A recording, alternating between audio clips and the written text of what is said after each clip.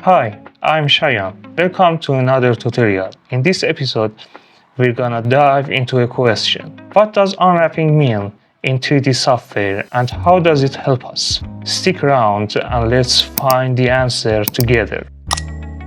Unwrapping in 3D software is basically the process of taking a 3D model and flattening its surface into a 2D map, so you can apply textures properly.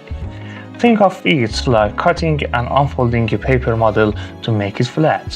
This 2D layout is called a UV map, and it tells the software how to wrap a texture around your 3D object.